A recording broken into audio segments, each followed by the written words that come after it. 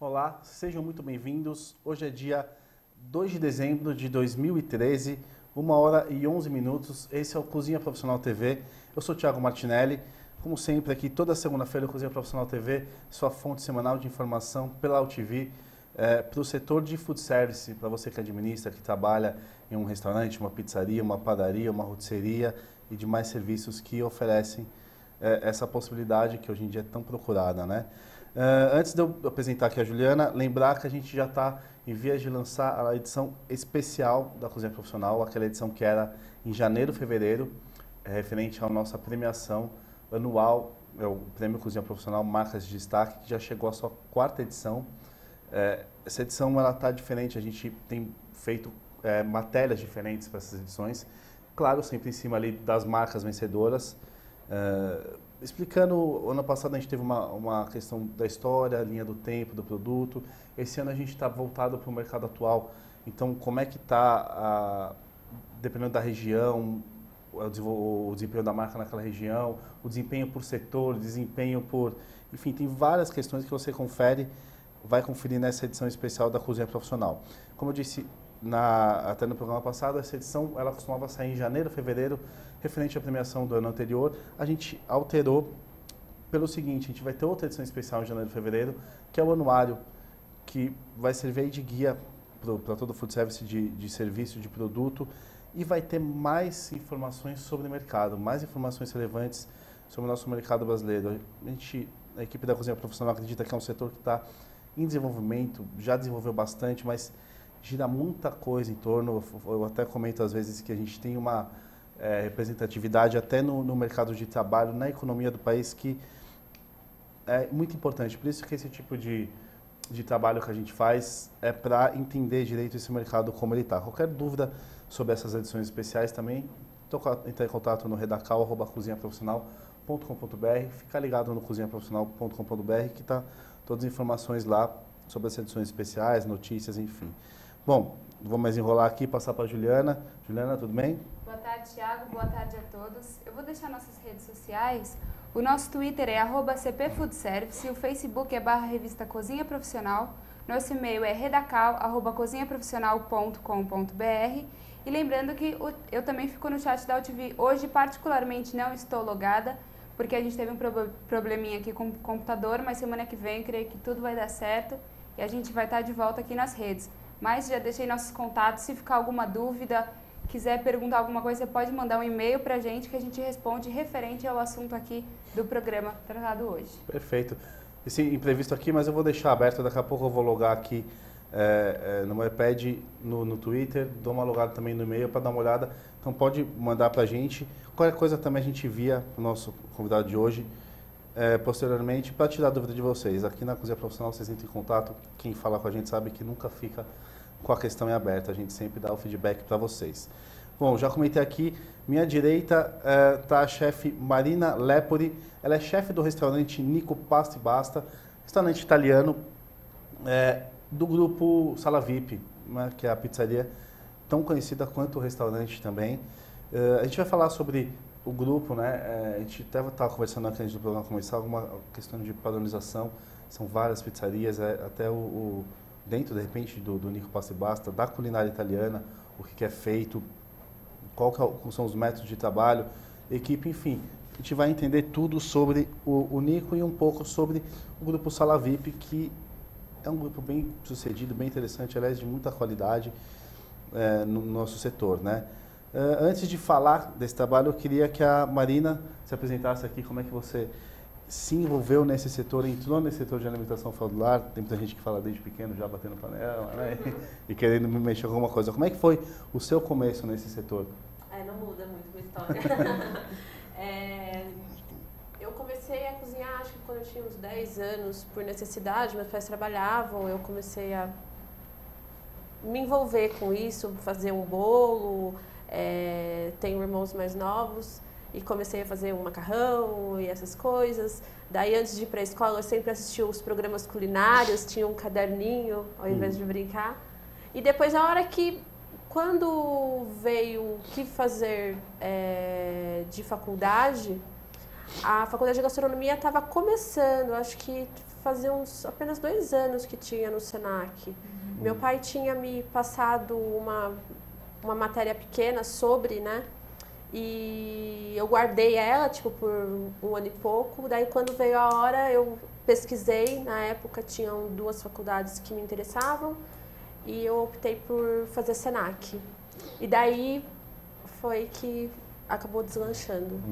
E disso, para você realmente aprender mais, a gente sempre fala que precisa de mercado. Óbvio que a faculdade é uma base excelente, mas precisa de mercado.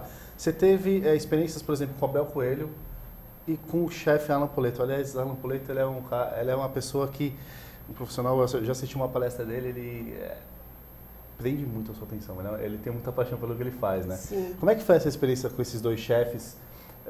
Para o seu aprendizado, o que você aprendeu com cada um deles que você traz até hoje? O interessante da Bel eu não sou de São Paulo, eu sou do interior. Quando eu recebi o convite para fazer um estágio no restaurante, na época chamado Sabugi, foi o ano que ela até ganhou chefe revelação, eu estava trabalhando num outro restaurante em Campinas, mas assim, que não tinha essa parte da gastronomia, assim, eles não buscavam isso. Era um restaurante mais comum, de cozinha brasileira. E daí eu fiquei naquele impasse, sair de um trabalho ou fazer um estágio, outro estágio no caso, porque eu já tinha feito estágio durante a faculdade. Daí eu bati o pé lá em casa, porque tudo isso não era só pra mim, né? Claro que eu teria que ter um pouco mais de apoio dos meus pais para estar vindo pra cá. Eles me deram um prazo, olha, então você vai, mas durante tanto tempo a gente te ajuda. Eu vim, depois eu já fui efetivada, assim, depois de alguns meses. Foi assim, a primeira foi maravilhoso para mim, porque assim, essa parte da gastronomia, desse cuidado que tem, desse diferencial de tudo ser visto, tudo ser reparado, porque assim, eu sempre falo para as pessoas, você não vai, quando você fala bem do restaurante, você fala dele como um todo. Se tiver alguma coisinha que te desagradou, seja no serviço, seja na entrada, aquele restaurante não deixou de ser maravilhoso. Então lá eu tive essa visão disso, de quanto tempo mudava um cardápio, como era mudado, como aquilo era passado para os cozinheiros, como que era feito esse treinamento, como era feita a contratação deles, as compras. Então, assim, eu acho que eu sempre tive uma visão, assim, sabe, também mais administrativa para saber. Por mais que você estivesse dentro da cozinha, você Exato. abria a sua cabeça para o resto do estabelecimento. Sempre muito observadora. E depois de lá eu já fui trabalhar com a Alan Poletto. Na época ele estava na Paula de Verona, que daí tinha no mesmo espaço, era o espaço onde hoje funciona o Dalvidito. No mesmo espaço tinham 3 restaurantes e mais a rotisserie. Eu ajudava ele praticamente em tudo, em matéria-prima, em conversar com clientes, eu era tipo, os olhos dele, como ele falava. Ele tem uma visão assim ele trabalhava antes na França, numa escola, né? Ele tem uma técnica assim que eu não tenho nem o que falar, assim, de se admirar, assim, sabe? Da maneira como ele passa e da seriedade que ele trabalha. Então, assim, com esses dois, essas 2 escolas também que foi pra mim, assim, me ajudou bastante e continua me ajudando, porque eu sempre pego as coisas que eu vi lá de como funcionava para estar agregando nas outras casas que eu trabalho. E aí depois você teve uma viagem também para a Itália, né? O Nico Pasta e Basta é um restaurante italiano. Sim. Até de repente a gente pode fazer um link ali com a própria Sala VIP, né? Que também tem esse pizza italiana. Mas por que você foi por causa do restaurante? Foi antes de você entrar? Por que esse interesse específico por esse tipo de culinária? Assim que eu saí da Paula de Verona, eles já estavam com a ideia de fazer o Dalvo Dito, eu tive esse... agora, tipo, eu vou sair do Brasil para ter outra experiência. Na verdade, a Itália foi meio que um acaso, assim, eu não tinha nada... Itália, aconteceu de eu ser indicada, conhecer uma pessoa, ser indicada para fazer um estágio também num restaurante de lá. Fui, sem falar nada. Assim, foi uma aventura muito grande, porque assim, eu cheguei num dia, no outro eu já estava trabalhando. Eu não sabia falar, mas assim, daí você vai aprendendo, foi bem cansativo, né? Mas super valeu a pena. Eu voltei para trabalhar lá, eu fui 3 vezes para a Itália no total. Eu sempre trabalhei no mesmo restaurante, com o mesmo chefe, Giampiero. E era um restaurante de cozinha regional, assim, sabe? Então, que busca muito essa coisa das origens. E foi isso. Dentro dessa sua experiência na Itália, eu sempre gosto de perguntar aqui, o que você notou de diferença entre a gastronomia italiana que é feita lá, que é a tradicional, né, da que é feita aqui no Brasil? E eu queria até estender a pergunta a falar um pouco sobre o serviço dos restaurantes lá, se muda isso também. Muda tudo. É muito mais dinâmico, pelo menos eu vou falar com base de onde eu trabalhei. Então, assim, não é tão segmentado quanto aqui. Principalmente porque lá, como a grande maioria dos restaurantes, eles são familiares. Então, o que acontece? O dono, normalmente, é a pessoa que cozinha. Com ele tem 1 ou 2 ajudantes, a esposa trabalha, e imagina, o restaurante era um restaurante pequeno, deveria ter uns 60 lugares, mas ele tinha uma rotatividade muito grande. Eram 2 garçons, mas assim, que atendiam com maestria. Eu acho que lá também tem uma valorização, eu não sei se é valorização maior do trabalho, desse tipo de garçom, mas as pessoas, assim, eles levam com mais seriedade o trabalho. Então, assim, você coloca 2 pessoas e as pessoas realmente fazem acontecer e que aquilo lá funcione. Aqui no Brasil, pelo nosso ritmo, eu acho que não querendo, tipo, o brasileiro é lento e tal, mas assim, a gente quer sentar e... É diferente. Bom, eu nem sei explicar. Eu acho que é pela própria cultura, né? Mas eu percebo bastante diferença, assim, do trabalho. Não querendo falar... Eu prefiro trabalhar aqui, para falar a verdade. Eu gosto desse trabalho segmentado. Eu acho que fica mais simples. E mais... a gente consegue ter mais retorno. Fica mais transparente para a administração. Eu gosto dessa parte. E quanto à gastronomia, você viu muita diferença? A gastronomia, eu sou de família de origem italiana também. A gastronomia lá, que acontece que tudo gira em volta da mesa. Então, imagina, no carnaval, eu achei muito engraçado isso. No carnaval, eles têm pratos típicos carnavalescos, entendeu? Aqui a gente não tem pratos típicos carnavalescos, assim, que seja... Pode até ter, mas assim, não é uma coisa super conhecida. Então, tudo acaba sendo em torno da mesa. E eles levam isso com muita seriedade, assim. Num casamento, são muitos pratos que são servidos. No carnaval, como eu já citei. Num batizado. Tudo acaba, no final, com o pessoal sentado em volta de uma mesa, fazendo uma boa refeição. E você notou que tem mais... A gente tem aqui no Brasil a gastronomia italiana, ela é encarada. A gente até teve um programa na semana passada falando sobre culinária espanhola, que também tem isso, mas tem um lado muito afetivo, né? Isso lá, pelo que você está me falando, é mais forte do que aqui no Brasil ainda, pelo jeito. A festa, o acontecimento gira em torno da gastronomia, né? Sim, em todos os sentidos, assim, qualquer... seja as datas comemorativas, ou aniversário, ou para ver uma pessoa...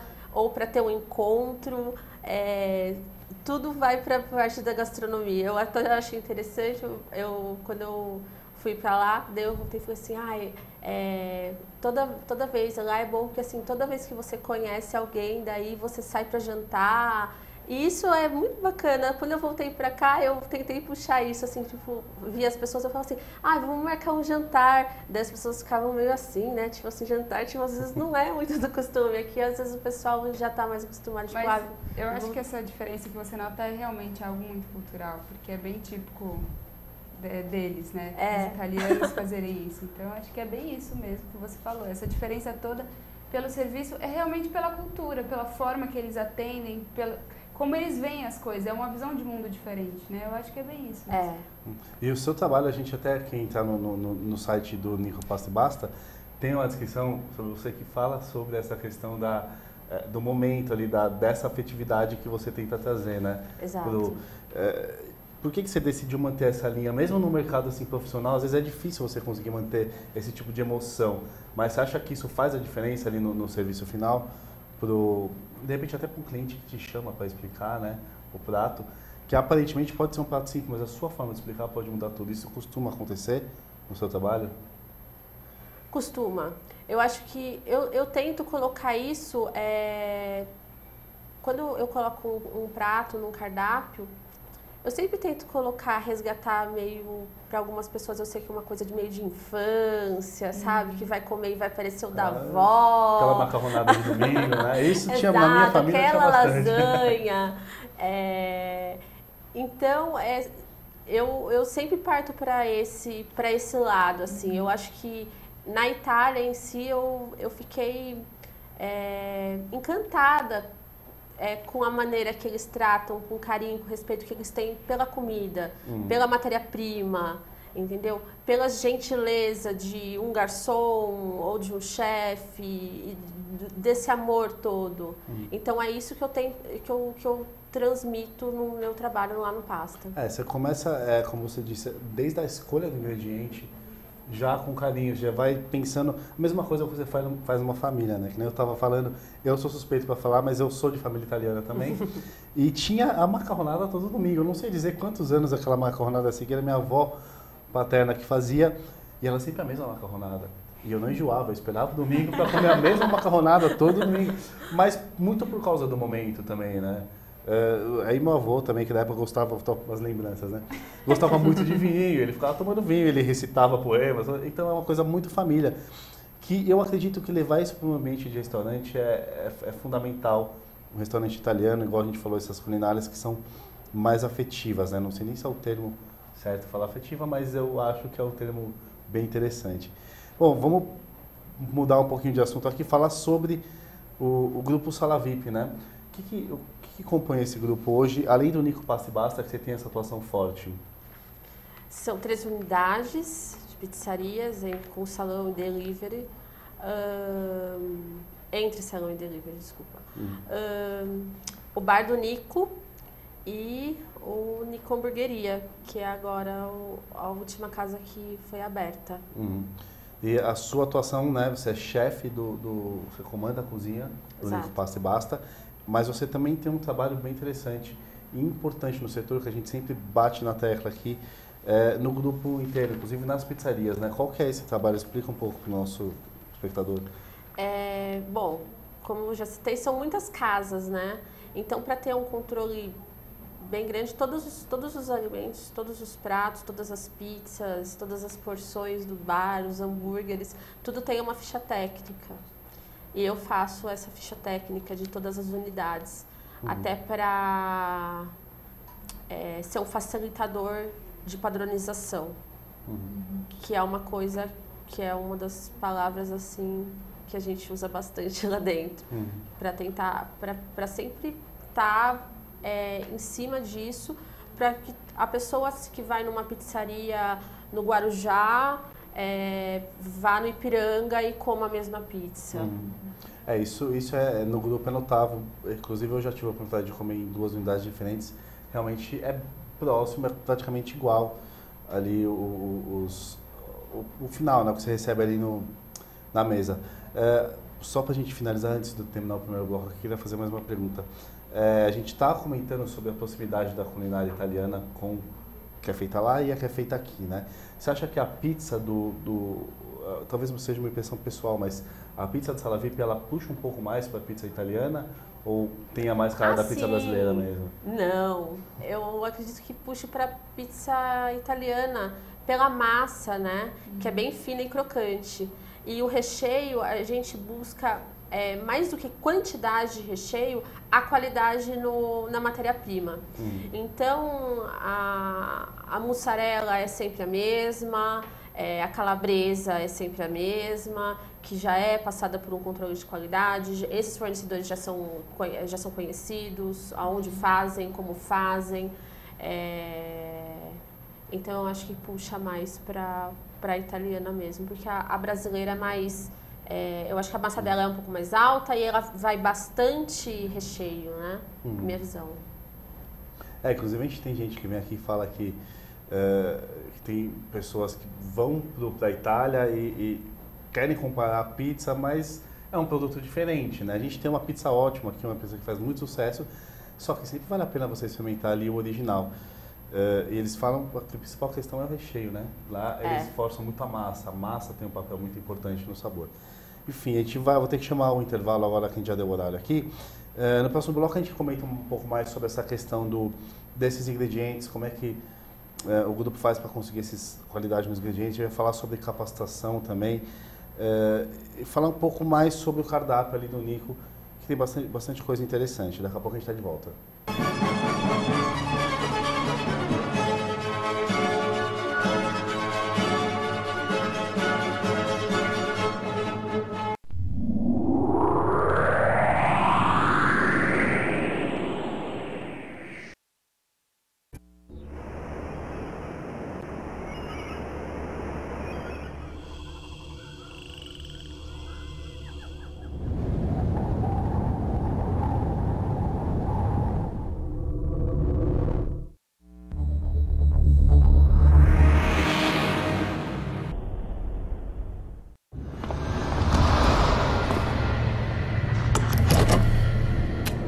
Atenção, este veículo está sendo roubado.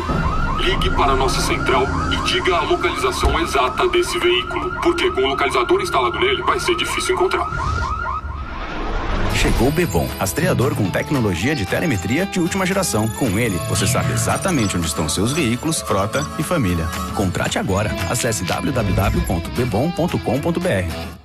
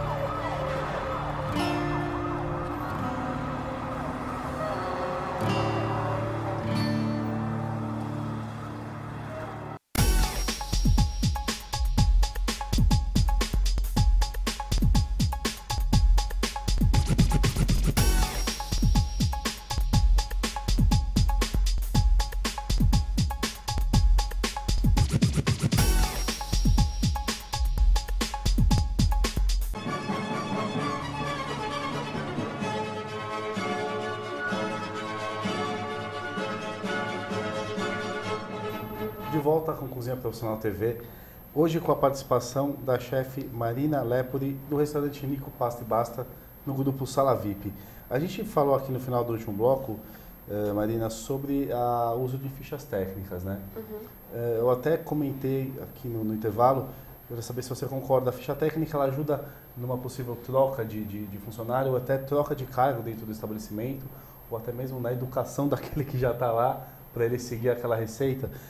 Eu queria que você falasse se você nota que tem essa funcionalidade na sua cozinha, mas se existe alguma flexibilidade que você gosta de ter quanto a essa ficha técnica, essas fichas técnicas, né? O que acontece com a ficha técnica, para mim, ela ajuda, sim, para as pessoas fazerem, terem a base, mas eu sempre gosto de frisar e estar com elas, ou eu, ou o sous-chefe, acompanhando elas fazendo, porque mais do que as fichas técnicas, eu quero que os funcionários do restaurante, eles saibam o que eles estão fazendo. O porquê eles estão fazendo, o porquê daquele modo de preparo. Então, é um cuidado que eu tenho. Eu gosto dessa parte mais...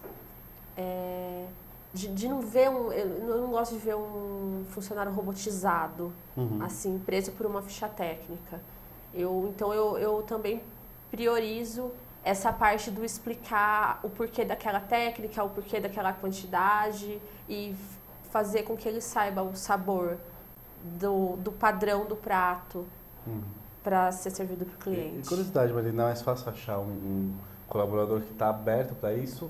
Ou geralmente eles querem realmente uma coisa fechadinha, uma coisa regradinha, que às vezes é mais fácil, né? Você falar ele para você, faz isso, isso e aquilo, e você não sair daquilo, não usar no seu trabalho. Qual que é o perfil que você tem lá de colaborador? É mais esse que quer conhecer, quer provar, quer testar? Não, eu acho que cada pessoa é uma pessoa. É curioso isso, porque assim, eu não tenho como falar para você, cada pessoa é tão única assim que entra lá, são personagens praticamente que trabalham na cozinha, assim, é muito engraçado isso. Então, cada pessoa é de um jeito. Tem gente que tem mais facilidade para lidar com ficha técnica, e daí você vê ele sempre com a ficha. Tem gente que já não, que você passa uma vez e daí ele já consegue fazer. A única coisa da ficha técnica, assim, falando dessa parte, que eu coloco, que daí é daquele jeito e tem que ser daquele jeito, é a questão do tamanho da porção, por exemplo. Então, tudo lá acaba sendo porcionado, a grande maioria das coisas nós embalamos a vácuo, pesado. Então, isso daí eu não abro mão mesmo. Mas a questão, assim, você é obrigado a usar uma ficha técnica toda vez que você for fazer tal prato. Não, se ele já souber decor. Pode falar. Marina, eu queria saber como que foi os critérios da seleção da sua equipe? Quais critérios você utilizou para escolher as pessoas certas para trabalhar com você? E falar um pouquinho desse treinamento, se é um treinamento diário, como é que você, enfim, ajuda todo mundo ali, se você está bem presente. Acho que você já até falou que está presente, assim, mas como que você está ali apoiando e ensinando e treinando todos os dias? Olha, eu tô na casa vai fazer 2 anos agora no início do ano que vem. Então, quando eu entrei, a casa já existia. O que eu fiz foi sentir como era, porque assim, eu dei continuidade e aprimorei, a ideia foi aprimorar e ainda é aprimorar cada vez mais a casa. A saída de alguns funcionários foi de uma maneira, e a entrada também foi de uma maneira natural, assim como acontece hoje. O que eu priorizo para ter do meu lado, assim, as pessoas que estão trabalhando, que são os meus braços, os meus olhos quando eu não estou lá, eu acho que é principalmente, fora o profissionalismo, a técnica, essas coisas de restaurante mesmo, é educação, assim, sabe? Eu tento ser, assim, eu sou da bandeira do vamos manter a calma, tenha responsabilidade, mas assim, vamos conversar. Não sou desse tipo de chefe que grita e fica muito brava. até fico muito brava, mas daí eu respiro, Dá uma controlada. tal. Porque é ruim, porque assim, eu acho que você está colocando muita emoção naquilo que você está fazendo. Quando você quebra essa rotina de equilíbrio, aquilo vai pro prato, vai pra comida da pessoa também. Eu acredito muito nisso. Com certeza. Então é dessa maneira, assim, a equipe em si, eu até brinco que quando eu acho que a equipe está perfeita, eu fico lá falando, ai, a equipe está perfeita, mas aquilo ali dura minutos, na verdade, porque daí a hora que você olha, tem alguém fazendo alguma coisinha errada, por menor que seja, mas a gente está lá para ver os detalhes, na verdade, né? E daí a ideia da equipe perfeita já acabou. Já acabou. Foram poucos minutos de felicidade. Sim. E como é que Marina, o treinamento de vocês? A gente sabe que hoje em dia é muito comum, tem restaurante que até pega ali o colaborador quase sem experiência nenhuma. É muito comum ter o treinamento interno. No caso de vocês já procuram, você até comentou sobre jovens que vêm de faculdade ou não. Qual que é o perfil que vocês procuram para trabalhar lá? Um profissional que esteja aberto a ser formado lá dentro? Eu acho que o principal desse perfil aí que a gente coloca é uma pessoa que queira trabalhar realmente. Assim, sabe? Que esteja disposto a trabalhar no final de semana, no feriado, que tenha esse comprometimento, que não falte e que consiga ter um relacionamento com a equipe saudável para continuar nesse... para agregar ou para continuar dando sequência a esses bons ares que eu gosto de ter na cozinha. Então, o principal é isso. Hoje em dia, sobre é formado, não é formado, tem experiência, não tem experiência, eu não tenho condições hoje de falar assim, o mercado não me dá a possibilidade de ter essa, sabe, de me dar o luxo de falar, olha, eu só vou pegar formado. Eu só vou, sabe, só vou pegar gente que nunca trabalhou. Não, tipo, infelizmente não tem tanta mão de obra assim disposta a trabalhar da maneira que se trabalha num restaurante, porque é realmente uma carga horária extensa e ali você tá trabalhando mesmo, né? É um trabalho braçal também. Intenso o tempo inteiro. Fora que a gente tem aquela questão que você fala, o calor da cozinha ali, que Exato. tem que trabalhar bastante nesse calor. Marina, a gente já está falando um pouco desse seu comando, mas como é que foi para você sair de repente de chefe, das experiências que você teve, para um cargo administrativo, para esse comando de cozinha? A gente sabe que muita do trabalho, da parte do comando, tem a ver justamente com as pessoas, isso dá um trabalho tremendo, né? A gente poderia falar o RH ali, a gestão de pessoas. Mas fora isso, como é que foi essa sua transição? Como é que você passou a administrar a cozinha ao invés de só estar dentro dela trabalhando? Olha, foi natural, assim, essa parte, a administração em si, tanto quanto tá servindo um prato maravilhoso para o cliente sair dali satisfeito, de estar conversando, de ver a felicidade na mesa. Eu também quero que o restaurante dê lucro, sabe? Eu quero saber, assim, desses números, como está acontecendo, de que maneira isso acontece, como otimizar isso. Então, por isso eu fui para essa parte administrativa, eu fiz uma pós em administração também. E não só, daí quando você faz, a partir dessa pós eu aprendi a respeitar tudo que gira em torno. Porque é que acontece? Um restaurante, no caso lá nós somos um grupo, mas o restaurante ele tem que ser visto como uma empresa, entendeu? A matéria... Porque às vezes é difícil, as pessoas eu acho que confundem isso um pouco. Porque como é comida, vê aquilo como matéria-prima mesmo. Entendeu? E ter esse controle de quanto se gasta, do que se gasta, por que se gasta, dá para reduzir, não dá, entendeu? É viável colocar tal prato no cardápio para aquele tipo de público. Então toda essa parte aí eu gosto bastante também.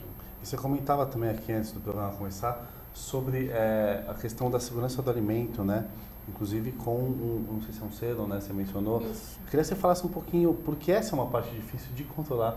Também, Exato. assim, não sei se mais ou menos do que a gestão de pessoas ali, mas é uma parte muito complicada de controlar. E para conseguir um reconhecimento de algum selo, alguma norma, deve ser mais difícil ainda.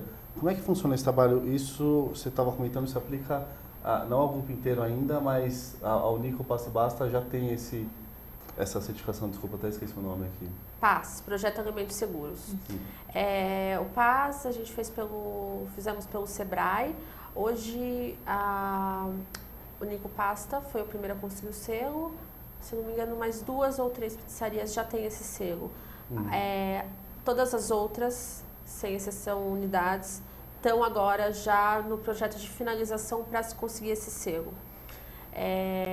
Foi um projeto muito interessante que a gente faz e mais importante do que fazer é continuar aplicando, né, tudo aquilo, aonde tudo tem um controle maior e tudo é colocado em papel, se documenta, se assina. Isso daí ajuda, as pessoas levam com mais seriedade, até os próprios funcionários. E facilita muito também. Então, por exemplo, eu tiro hoje a temperatura das geladeiras 2 vezes ao dia, entendeu? Tem uma oscilação sem um porquê, porque ela ficou fechada o tempo todo e teve uma oscilação, eu já sei, eu já aciono uma pessoa, um técnico para dar uma revisada, entendeu? Eu tiro a temperatura das carnes que chegam do fornecedor. Opa, tá com uma temperatura maior do que deveria estar. Então eu ligo para o fornecedor e falo, olha, tá acontecendo, você tem que dar uma olhada no seu carro, tá refrigerado realmente. A questão daí de troca de uniforme, dos laticínios também, de como vende, todo o alimento daí, na verdade, tem. Então, isso facilita bastante pro produto final ser, assim, de uma qualidade que não tem como ser questionada. Porque fora a gente fazer... Porque muitas vezes a gente faz, mas não documenta. E daí fica naquela, e daí você não faz sempre. Fazendo dessa maneira, fica muito mais fácil. Na verdade, eu mencionei selo... Tá errado, na verdade é um guia, um manual para você seguir ali para ter tudo certinho, né? Para você aplicar no seu estabelecimento. Não seria... recebemos o manual, mas depois que você comprova, até eu esqueci de mencionar, a estrutura do restaurante também é vista. Porque muitas vezes tem um ventilador onde não pode ter, então essas coisas também são vistas. Depois que você está com tudo isso engajado, acontece uma auditoria. Daí a pessoa vai falar se você está apto ou não para receber esse selo. Existe o selo. Fica aí a dica então desse selo. Eu particularmente desconhecia, mas acredito que muitos já ouviram falar. E é extremamente importante. Eu acho que até para a gente divulgar para o cliente final, que hoje em dia se preocupa bastante com isso. A gente tem internet aí que aparece várias coisas às vezes. Óbvio que nem tudo é verdade, nem tudo também é mentira, mas o cliente, o consumidor final, está preocupado com a segurança do alimento, sim, de uma forma diferente do que um profissional, mas está querendo saber o que ele está comendo ali, né? Juliana? Importantíssimo, né? O cliente final está se preocupando com isso e o restaurante que se preocupa com isso está se preocupando com o cliente. Então, acho que é uma troca mais do que justa aí, né? E realmente é importantíssimo falar disso. Até a gente podia fazer um programa sobre isso, né? Eu gostei. Realmente vale a pena. E eu queria mudar um pouquinho de assunto, falar mesmo da culinária aí, até pelas suas experiências lá na Itália. Você tem essa coisa de mesclar o ingrediente brasileiro com o italiano, com a comida italiana e fazer algo assim, não sei, mais a sua cara, mas nada que fuja do restaurante, do Nico Pasta e Basta, mas é uma particularidade da sua culinária, assim, misturar esses ingredientes? Na fase atual, não. Eu estou na parte da cozinha tradicional mesmo. Para não falar assim que a técnica é sempre a mesma, né? Que não foge. Hoje a gente tem no cardápio um nhoque sem glúten, que é para os celíacos, as pessoas que são alérgicas muitas vezes querem comer uma massa. Tivemos um festival até há pouco tempo e foi eleito um dos nhoques que foi fixado no cardápio. E tem só uma variação de um risoto que para as mulheres que estão de dieta, que eu coloquei um risoto de grãos, que daí vai linhaça, o arroz selvagem, mas não deixa de ser um risoto. Então, assim, eu tento não fugir e sempre usar as receitas clássicas, como uma boa lasanha bolonhesa com massa verde, um tiramisu, seguir a tradição. A panacota, A gente tem muito essa cultura de culinária italiana no Brasil como massa, né? Como aquele prato de massa que realmente é uma preferência, inclusive, pessoal minha. Mas tem outras coisas, como você falou, risoto, tem até peixe. Você acha que esse tipo de potencial da culinária italiana, de repente, pode ser explorado mais no Brasil? A gente tem a massa, mas tem os outros pratos italianos que também são interessantes, que têm certo destaque, mas poderiam ser mais interessantes até comercialmente falando, como peixe, como outros tipos de carne que fazem parte da culinária italiana? No nosso caso, o que a gente acaba percebendo? A gente acaba colocando no cardápio, ainda mais depois que você já está trabalhando num restaurante há um certo tempo, você já sabe qual cliente você tem. Você pode até tentar pegar um outro nicho, mas assim, você já sabe mais ou menos o que eles querem. Por exemplo, para mim, eu morro de vontade, por exemplo, de colocar umas carnes de caça. Mas eu sei que os clientes hoje que eu trabalho, eu não sei se vai ter uma aceitação assim maravilhosa, entendeu? Então daí eu opto mesmo por colocar uma coisa que eu sei que eles vão adorar, assim, que acaba sendo muitas vezes mais trivial, sim, mas eles estão pedindo isso. Então assim, eu não posso ser também egoísta e falar, não, eu quero colocar sendo que não é viável para o restaurante. Mas eu acho que com o tempo, até sentindo as próprias pessoas, como eu citei agora o sem glúten, a gente está com um projeto de o ano que vem provavelmente fazer um festival vegano, um menu vegano. A gente sente assim, o que as pessoas, qual é o novo, como colocar uma coisa com a cara do restaurante, aquilo que as pessoas estão buscando. Então é o trabalho que a gente tenta fazer lá. Mas você notou isso que eu falei sobre as massas? Tem uma preferência pelas massas mesmo? Tem. Nhoque de mandioquinha. Daí foi controverso, né? Porque não tinha muito ingrediente brasileiro. A técnica é a mesma, mas a mandioquinha é brasileira. É um carro-chefe, assim como o talharine com rabo de calabresa artesanal. O que tem maior saída são sim as massas. Mas você acha que dentro do universo das massas a gente fala, quando eu falo em massa, grande procura, a gente fala de um molho bolonhesa com espaguete, de repente, que é uma coisa bem simples, bem base da culinária italiana. Mas dentro das massas, o que vocês têm de diferente no cardápio que de repente não sai tanto quanto esse a bolonhesa, mas que deve ser experimentado? Não, aquele que você fala para o cliente, um dia você tem que experimentar isso. Eu vou indicar o pappardelle de rúcula com bacalhau in nata e pinoles, é um prato excepcional. O estico de cordeiro com risoto trufado, também é de comer de joelhos, assim. Acredito que são... E as pessoas têm que arriscar mais nas entradas, às vezes, assim, sabe? Porque, assim, até não é tão extenso o cardápio de entradas, mas mesmo assim, lá nós temos uma mussarela de búfala muito boa, assim, que não fica atrás de uma mussarela de búfala italiana. E eu acho que as pessoas podiam se permitir mais, assim, em experimentar mais as entradas também. Você acha que isso tem a ver um pouco, de repente, com gerações? Eu queria até entender direitinho quem que é esse público que vai no Nico Pasta e Basta. Você tem um público numa faixa etária um pouco mais alta ou você recebe também jovens?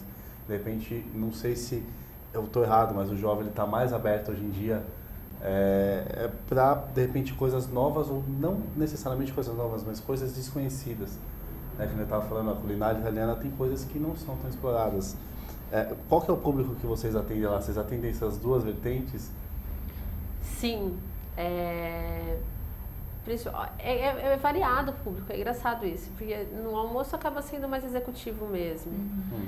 Está crescendo bastante, o executivo cresceu muito esse ano, eu acho que pelo próprio crescimento do bairro Ipiranga, esse ano cresceu bastante. À noite, como o restaurante é escuro e é romântico, vão muitos casais, vão famílias às vezes que moram no bairro, com os filhos e tudo, mas a maioria da noite são casais, eu acho que ou casados, ou que você percebe que alguns estão se paquerando, assim, é bem bonito. Primeiro encontro, né? Primeiro encontro, daí eles ficam conversando muito, é legal. E de domingo é família, assim, é o dia que mais dá movimento, e daí vai bastante criança, o salão é grande, eles ficam brincando. Então acaba sendo todo o público. É bem diversificado, né? Acho que depende muito do dia e do horário. Pelo que você falou, o público diferente vai mais à noite com o namorado, outro vai de domingo com a família, no almoço vão os executivos, então acho que é bem... E muda assim a cara do restaurante, do salão, assim, nem parece o mesmo restaurante dependendo do dia. E você tem que ter cardápio para todo mundo. Você percebe que tem uma variação de gosto entre esses dois tipos de público, de cardápio? Por exemplo, eu falei, mas eu posso, como eu disse, posso estar errado, mas de repente aquela faixa etária mais alta que pede o tradicional e aqueles mais novos que vão olhar o cardápio para buscar alguma coisa diferente mesmo. A gente tem bastante cliente fiel, principalmente esses que vão mais no domingo, as famílias, assim, eles vão sempre. Eles mesmos tem diversos clientes que eu já converso e falam, hoje pede outro prato, né? Vamos experimentar esse. Daí eu converso, fica mais fácil até, assim, né? Agora, eu acho que até os jovens, assim, eles vão mais eu consigo mais colocar quando o cliente já vai lá sempre e apresentar para ele um prato novo, ou um prato que ele nunca comeu, do que as pessoas... Porque as pessoas que vão pela primeira vez, eles querem comer, assim, a especialidade da casa. Entendeu? Quero experimentar tipo o ravioli de mussarela daqui, o nhoque. Então eles querem ir para o tradicional. As pessoas que já vão lá sempre e que conhecem o tradicional e já sabem da qualidade do restaurante, essas sim, elas já falam, eu comi tal coisa antes, hoje eu tô com vontade de comer um peixe, o que você acha? Daí elas partem para os outros pratos. Perfeito. Marina, infelizmente a gente está chegando aqui ao final do programa, já são quase 2 horas aqui, mas antes de terminar, deixar espaço aberto para você apresentar, finalizar aqui o seu trabalho, falar os seus contatos, site do Nico Passe Basta, do Salavip, enfim, tudo que você tiver à vontade para contar aqui para os nossos espectadores nesse finalzinho do programa. Bom, o site é nicopastabasta.com.br. O telefone para reserva é 2068-3000. Acho que é isso, assim, que eu tenho. Eu queria agradecer o convite, muito obrigada. Nós que agradecemos pela entrevista, obrigada, parabéns pelo trabalho. Obrigada. Perfeito. Só a Juliana fazer as considerações dela para a gente poder fechar aqui o programa. Obrigada mais uma vez, obrigada, Thiago, obrigada a todos pela audiência. Deixando nossas redes sociais, o Twitter é @cpfoodservice, o Facebook é /revista Cozinha Profissional, nosso e-mail é redacal@cozinhaprofissional.com.br. Lembrando que eu fico logada no chat da UTV com o meu nome, Juliana Barbosa. Obrigada e até o próximo programa. Certo, Juliana, obrigado. Agradecer a audiência de vocês, né? E eu, como sempre, lembro que esse programa vai estar no nosso site mais tarde, cozinhaprofissional.com.br. Você desce ali na página, tem todos os programas antigos Cozinha Profissional TV. O de hoje, qualquer um antigo, você assistiu, tem uma dúvida, manda pra gente, manda pro redacal@cozinhaprofissional.com.br, também pelo nosso site. E dá uma olhadinha também no nosso site para você assinar a nossa newsletter semanal. A newsletter está sendo muito bem aceita pelo mercado, inclusive vai com o programa que a gente apresenta aqui na segunda-feira, a gente dispara ela na quinta-feira. Então, cadastra o seu e-mail lá para recebe as últimas notícias, recebe Cozinha Profissional TV, recebe algumas sugestões de produtos bem interessantes, recebe a agenda também do setor com os destaquezinhos lá. Dá uma olhadinha nessa ferramenta que é bem interessante. Agradecer a audiência de vocês, Próxima segunda-feira a gente está de volta com Cozinha Profissional TV.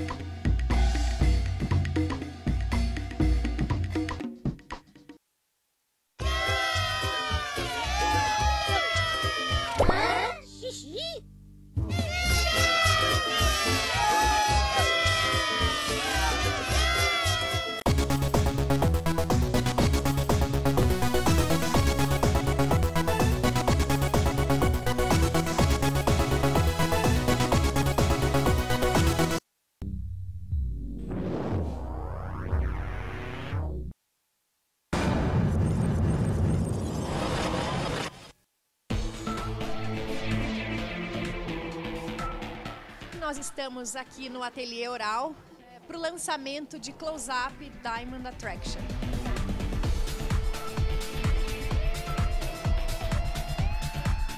É uma inovação, vai ser lançado em mais de 30 países. O Brasil tem o privilégio de ser o primeiro mercado a lançar essa linha de produtos. Diamond Attraction foi co-criada com um time global de dentistas cosméticos e aqui no Brasil eles são representados pelos renomados profissionais do Ateliê Oral.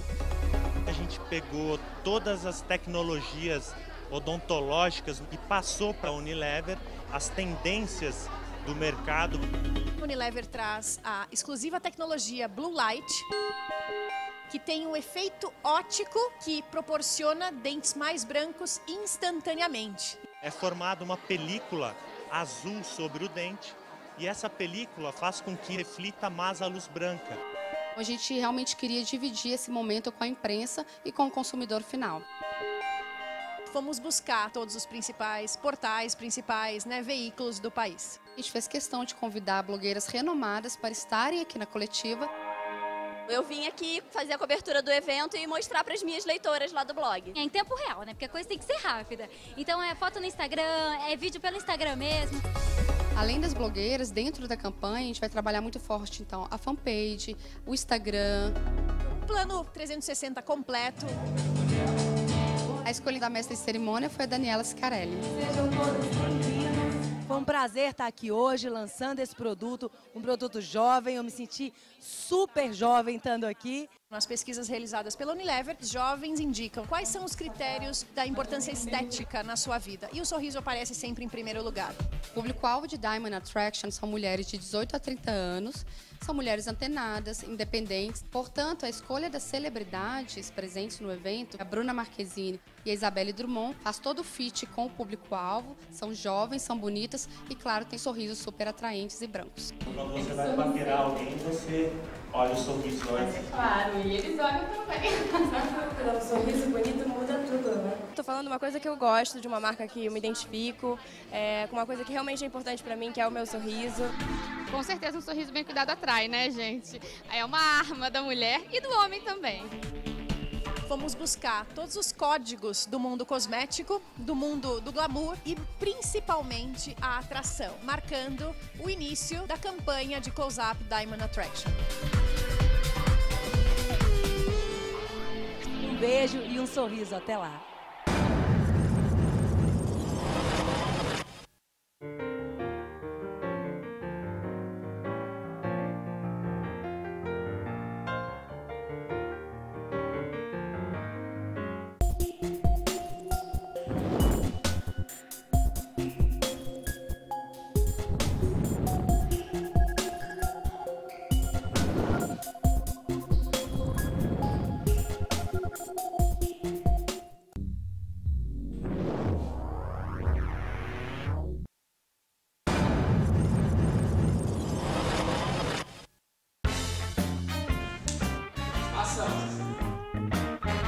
Cristal ela usa muito o C de cerveja, o C de camaradas, o C de carnaval, o C de churrasco e C de cristal. Então assim, a gente gira em torno desse universo cervejeiro, mas brincando um pouquinho com a marca e com esse C da marca.